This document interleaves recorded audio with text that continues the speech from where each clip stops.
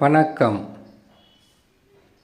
விருச்சக ராசி ஆங்கில புத்தாண்டு ராசி பலன்கள் 2026 முதல் 2027 வரை.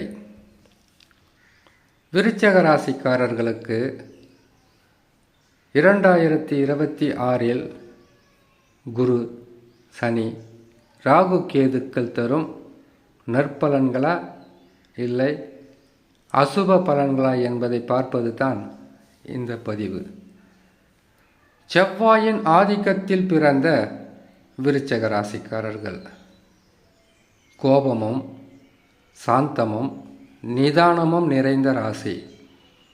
எந்த நேரத்தில் கோபத்தை காட்டுவது, எந்த நேரத்தில் நிதானத்தை கடைபிடிப்பது, எந்த நேரத்தில் பொறுமையாக இருக்க வேண்டும் என்பதை உணர்ந்த ராசி.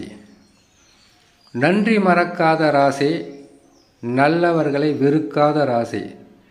இந்த ராசிக்காரர்களுக்கு குரு, சனி, ராகு, கேதுக்கள் என்று சொல்லக்கூடிய ராஜகிரகங்கள் எந்த நிலையில் பலன்களை தரும் என்பதை சிறு விளக்கமாகவே பார்க்கலாம். முதலில் சனி பகவான். சனி பகவானை பொறுத்த வரையில் அர்த்தாஷ்டம சனியில் இருந்து விலகி ராசிக்கு 5ஆம் இடத்தில் இருக்கிறார். 5ஆம் இடம் என்பது வெற்றிகளை தருகின்ற ஸ்தானம் கிடையாது. இருந்தாலும் கெடு பலன்களை தருகின்ற ஸ்தானமும் கிடையாது. நன்மையும் தீமையும் கலந்தே இருக்கும். ஆனால் தீமைகள் குறைந்திருக்கும். கெடு பலன்கள் உங்களுக்கு பெரிதளவு பாதகத்தை தந்துவிடாது. சனி பகவானை பொறுத்த வரையில் 5ஆம் இடத்தில் இருக்கிறார் என்றால் பிள்ளைகளால், உங்களுடைய இரத்த பந்தத்தால், சொந்த பந்தத்தால் சில பிரச்சனைகளை சந்தித்து, இல்லை அவர்களுக்காக நீங்கள் எதையாவது செய்து கொடுக்கக்கூடிய சூழ்நிலையாக இருக்கும். இதுதான் சனி பகவான் தருவார். அடுத்ததாக ராகு பகவான். ராசிக்கு 4ஆம் இடத்தில் ராகு பகவான் இருக்கிறார் என்றால் சுகஸ்தானம் பாதிக்கும். அதிகப்படியான அலைச்சலும், அதிகப்படியான மன உளைச்சலும், தேவையில்லாத குழப்பங்களும் ராகு தருவார். ராகு பகவானை பொறுத்த வரையில் 4ஆம் இடத்தில் இருப்பது சிறப்பான பலன்கள் தரமாட்டார். என்றாலும் கேது பகவான் தசம கேந்திரம் என்று சொல்லக்கூடிய ராசிக்கு 10 இருப்பது நன்மைதான். ஆனால் தொழில் மாற்றங்கள் இருக்கும். தொழில் மாற்றங்கள் இருந்தால் முன்னேற்றங்களும் இருக்கும்.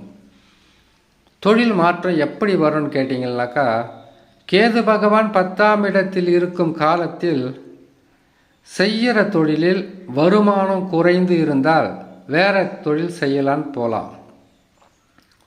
இல்லை வேலை செய்கிற இடத்தில் அதிகப்படியான தொல்லைகள் இருந்தால் வேற வேலையை செய்வதற்கு நீங்கள் முயற்சி எடுக்கலாம். அப்படியும் இல்லைன்னு கேட்டிங்கன்னாக்கா, இதனால் வரையில் நீங்கள் வேலை எதுவும் இல்லாமல் இருந்தால் புதிதாக வேலைகளை தேடி செய்வதற்குண்டான வழிகளை காட்டுவார். பெரிய மனிதர்களுடைய உதவியும் அவர்களால் உங்களுக்கு நன்மைகளும் நடக்கும். பெரிய மனிதர்னா முதலாளியாக இருக்கலாம், இல்லை அரசியல்வாதிகளாக இருக்கலாம், இல்லை உங்கள் நலன் விரும்பிகளாக இருக்கலாம். அவர்களுடைய உதவியுடன் நீங்கள் புதிதாக தொழில் செய்வது, இல்லை என்றால் இருக்கிற தொழிலை விட்டுட்டு வேற ஒரு தொழிலுக்கு போவது, இப்படிப்பட்ட பலன்களை கேது பகவான் தருவார். அடுத்தது குரு பகவான். குரு பகவானை பொறுத்த வரையில் உங்கள் ராசிக்கு 9ஆம் இடத்தில் பாக்கிய குரு. இப்பொழுது வக்கரம் பெற்று உங்கள் ராசிக்கு 8ஆம் இடத்தில் இருக்கிறார். கெடு பலன்களாகத்தான் இருக்கும். பெரிதளவு கெடு பலன்கள் சொல்ல முடியாது. வக்கரம் பெற்றால் நன்மையும் தீமையும் கலந்தே நடக்கும்.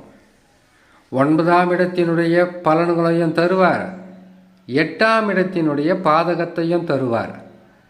வக்ரம் என்றால் அவர் பின்னோக்கி செல்வது. நன்மைகள் நடந்து கொண்டே இருக்கும்போது சிறு பாதகமும் நடக்கும். நன்மைகள் நடந்து கொண்டே இருக்கும்போது நன்மைகளாகப்பட்டது சற்று நிதானமாகவும், சில நாட்கள் பல நாட்கள் நன்மைகள் நடப்பதை தடுத்து அதற்கு பிறகு கொடுப்பார்.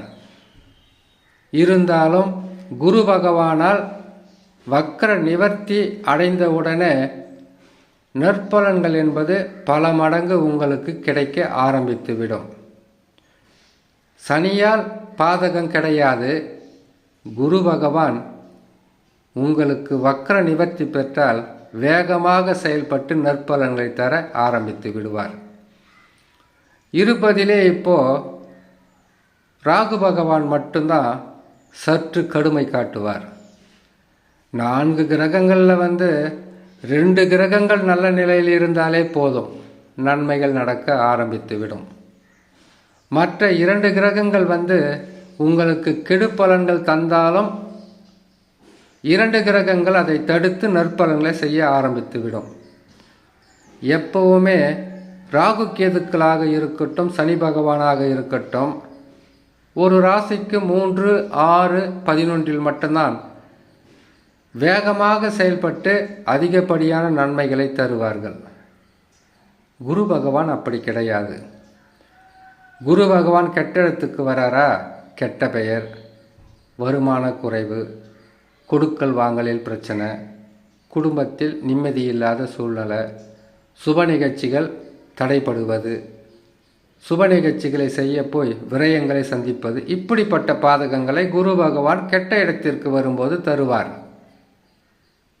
அவரே நல்ல இடத்திற்கு வந்துவிட்டால் மற்ற கிரகங்கள் செய்கின்ற கெடு பலன்களையும் தடுத்து நற்பலன்களாக மாற்றி கொடுப்பதில் மிக சிறந்த கிரகமாக இருப்பது குரு பகவான் தான்.